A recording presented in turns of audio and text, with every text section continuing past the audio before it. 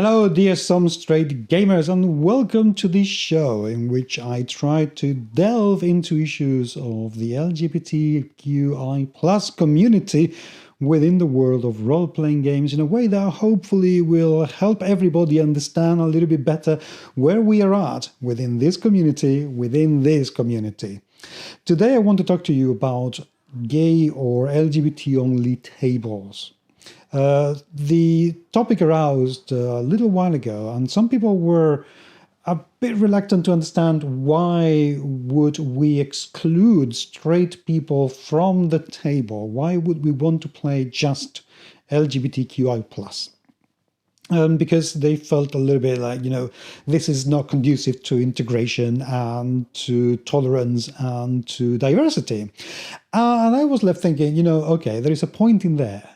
Okay, that if you exclude somebody completely from a place, then you are depriving that person from getting close to the people that we are all meant to understand and meant to accept and meant to just treat like anybody else. However, what is very hard to understand from the straight point of view is that there are inherent risks of being ourselves with people we don't know well enough. Even when it is with people we know well enough, it is likely that there are parts of our experience that those people are not going to understand, know very well, or even like, not just agree with, which the agreement bit is just completely ridiculous. But the point is that, frictions could arise. I know people who, they just don't have the experience of being around trans people, and, misgendering happens way too often. Way too often. I know people who have difficulties understanding non-binary folk. And that can lead to an awful lot of problems and an awful lot of explanations and an awful lot of conversations that maybe we don't want to have. A lot of times people say, games are just for fun. Well, it is for fun to ourselves as well. And if I'm going to have somebody around the table who's going to misgender me all the time, just like it happens outside the game, I'd rather not. That's kind of the reasoning.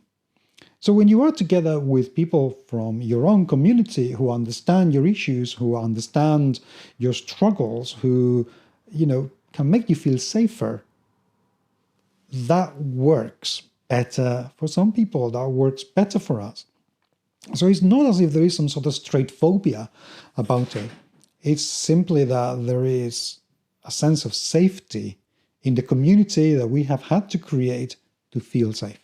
Because whether we like it or not, regardless of what country you are in, and regardless of how inclusive you are and how open and how welcoming, which I have no doubt you could be, there are still topics and issues that we'd rather talk among ourselves. So it's not that we don't want you there because we hate you.